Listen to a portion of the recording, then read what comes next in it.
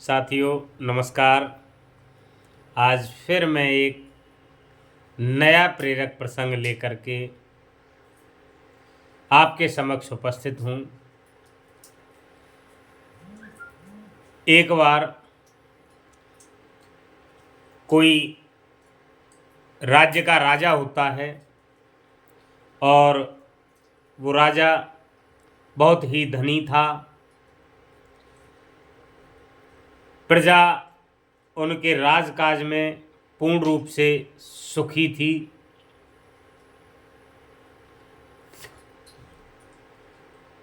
प्रजा को देख करके राजा ने ये सोच लिया कि ये ही मेरा पूरा परिवार है। मित्रों, प्रजा भी राजा से अत्यंत प्रेम करती थी, लेकिन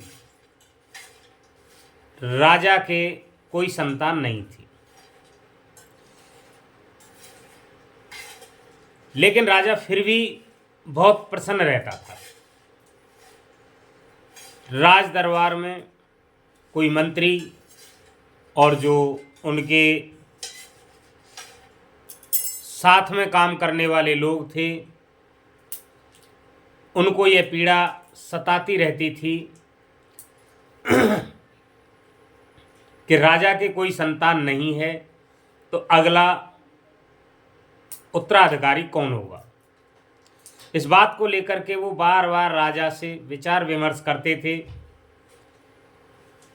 लेकिन कुछ लोग तांत्रिक विद्या में भी विश्वास करते थे।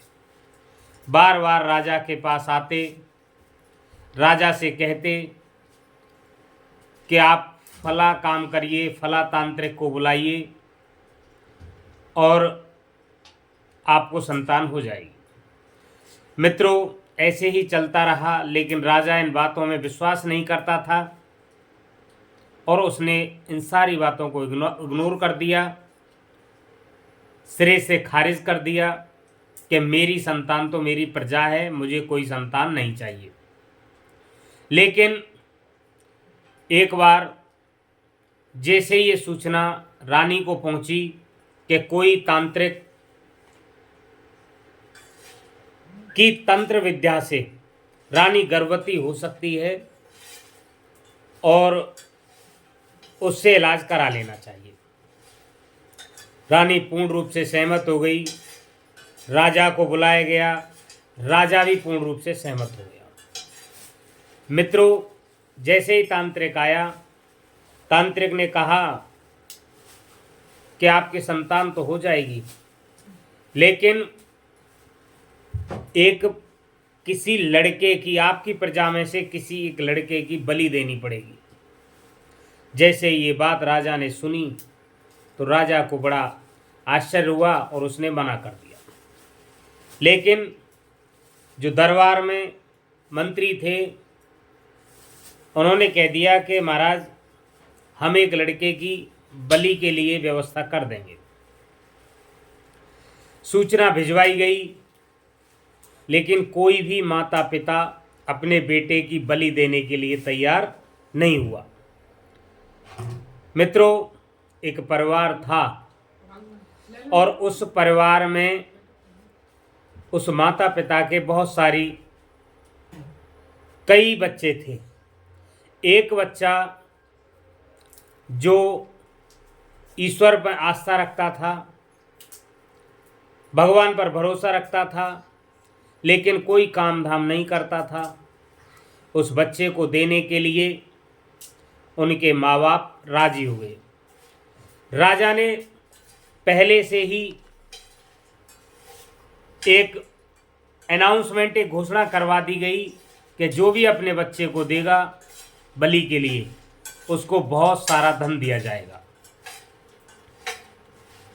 मित्रों, उस धन के लालच में उस परिवार, उस माता पिता ने अपने बच्चे को राजा के यहाँ दे दिया। राजा ने बदले में उस माता पिताओं को बहुत सारा धन दिया और धन को लेकर के माता पिता तो अपने घर पर आ गए और राजा के आदमी उस लड़के को लेकर के राज दरबार पहुंच गए। मित्रों, जैसे ही तांत्रिक को बुलाया गया, तांत्रिक आ गया और तांत्रिक अपनी तंत्र विद्या के को जैसे ही काम में लेने वाला था तो बलि से पहले राजा ने, जैसा कि उस राज्य का नियम था, राजा ने उस लड़के से पूछा, बेटा आपकी कोई अंतिम इच्छा हो तो वो आप हमें बताइए। वो लड़का बड़े सोच विचार करके राजा को उत्तर दिया, हुजूर मुझे मेरी कोई इच्छा नहीं, ना ही मुझे किसी से मिलना है, ना मुझे कुछ खाना है। यदि संभव हो तो मुझे एक तसला भर के, एक परात भर करके रेत मंगा दीजिए। राजा बड़े आश्चर्यपूर्वक मन में विचारने लगा कि कोई किसी से अंत समय में मिलने के लिए कहता है, कोई कुछ खाने के लिए कहता है, कोई अपनी बात रखता है, पर ये बालक बड़ा अजीब प्रकार का है। इसने कहा मुझे एक परात रेत चाहिए। तो चूंकि बच्चे की अंतिम इच्छा थी, इसलिए राजा ने तुरंत वहाँ पर एक परात रेत मंगा करके उस लड़के को दे दिया। उस लड़के ने रेत को नीचे फैला दिया और ज़मीन पर 4 ढेरियाँ बनाई और 4 ढेरियाँ बना करके वो विचार करने लगा। सभी प्रजा और राज परिवार के सदस्य, वो तांत्रिक उसको देखता रहा कि आखिरकार ये बालक इस रेत का क्या कर रहा है।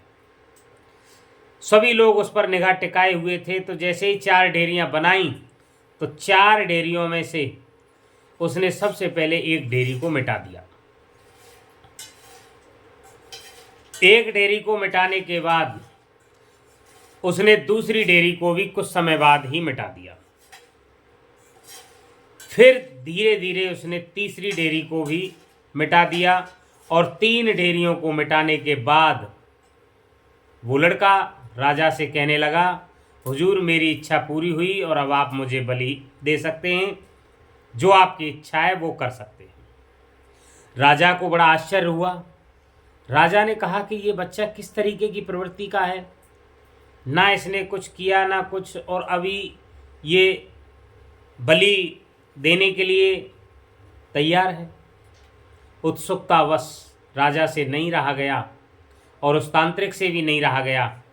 तांत्रिक भी घबरा गया। उसने कहा, भैया आपने ये 4 ढेरियाँ बनाई, 4 ढेरियों में से आपने 3 ढेरी मिटा दी, इसका क्या मतलब है? आपने क्यों बनाई और क्यों मिटा दी?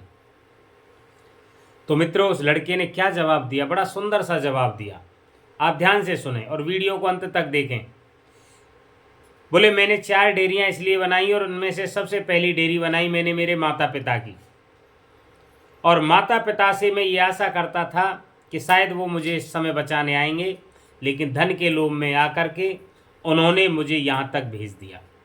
तो सबसे बुरे इंसान मुझे मेरे माता पिता लगे, जिन्होंने मुझे बलि के लिए इस जगह पर भेज दिया। तो मुझे लगा कि ये मेरे लायक नहीं है, मैं इनके लायक नहीं हूँ, इसलिए मैंने पहली डेयरी मिटा दी। दूसरी डेयरी बनाई मैंने सगे संबंधियों की, रिश्तेदारों की, शायद वो मुझे अभी भी बचा लें, लेकिन उन्होंने भी मेरे माता पिता को नहीं बुलाया, नहीं समझाया, और धन के लालच में वो भी इस तरीके से लिप्त हो गए कि मेरे स्वयं के माता पिता को उन्होंने बिल्कुल ही नहीं समझा। तो मैंने वो डेयरी भी मिटा दी।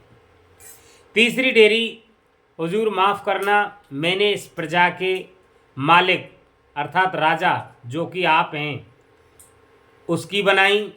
मैंने सोचा कि शायद आप मुझे बचा लेंगे, आपने भी मुझे नहीं बचाया, इसलिए मैंने तीसरी डेयरी भी मिटा दी। चौथी डेयरी मैंने मेरे ईश्वर की बनाई, और वो ईश्वर की बनी हुई डेयरी आज भी है। मैंने उसको इसलिए छोड़ दिया कि यदि इन तीनों में से कोई नहीं बचा पाएगा तो मुझे ईश्वर तो बचाएगा। मित्रों, इस कहानी का कहने का केवल एक ही उद्देश्य है कि हमें ईश्वर पर भरोसा रखना चाहिए। हमें ईश्वर पर भरोसा रखना चाहिए। जो व्यक्ति ईश्वर पर विश्वास रखते हैं उनका कोई भी बाल बांका नहीं कर सकता। यह एक अटल सत्य है। जो मनुष्य हर मुश्किल में केवल और केवल ईश्वर का ही आसरा रखता है, उनका कहीं से भी किसी प्रकार का कोई अहित नहीं कर सकता। संसार में सभी रिश्ते झूठे हैं, केवल और केवल एक नाम सत्य है, तो वो प्रभु नाम सत्य है। मित्रों, कहानी आपने अंत तक सुनी, इसके लिए बहुत बहुत धन्यवाद। सुनने के बाद कहानी को लाइक ज़रूर करें।